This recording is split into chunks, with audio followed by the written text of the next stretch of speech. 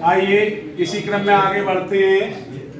धारा 289 289 मशीनरी के संबंध में उपेक्षापूर्ण आचरण या लापरवाही। जैसे आप समझिए एक थ्रेसर होता है ना, जिसमें वो निकालते हैं, अगर थ्रेसर का पंखा या कोई हिस्सा इस तरह खुला हुआ छोड़ दिया जाए कि उसमें किसी व्यक्ति का हाथ जा सकता है, पैर जा सकता है, कपड़ा जा सकता है, जिससे उसका जीवन संकट खतरा से भर जाएगा, खतरा उत्पन्न हो जाएगा। तो उसी के लिए बताया गया है। और भी तरीके की मशीन होती है, तो सब तरह की मशीनरी पर ये लागू होगा।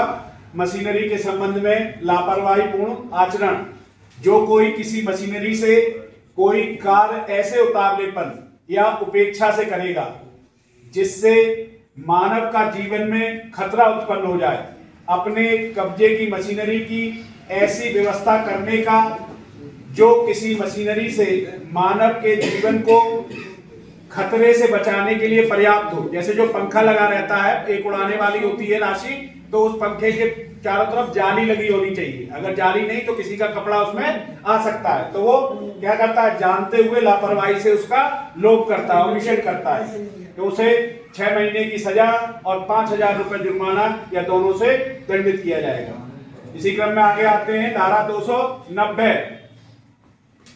290 कहती है किसी निर्माण को गिराने, उसकी मरम्मत करने या सन्निर्माण रिपेयरिंग करने के संबंध में उपेक्षापूर्ण आचरण। या तो कहीं बिल्डिंग बन रही हो, या पुरानी बिल्डिंग जो जर्जर हो गई उसे गिराया जा रहा हो, या कहीं रिपेयरिंग हो रही हो, तो वहां पे क्या होना चाहिए था, पहले तो एक रेड कपड़ा बांध करके बता दिया जाएगा यहाँ ये खतरा है, बोर्ड लगा दिया जाना चाहिए। तो बोर्ड ना लगा के क्या कर रहे हैं, लोप कर रहे हैं, ओमिशन कर रहे हैं।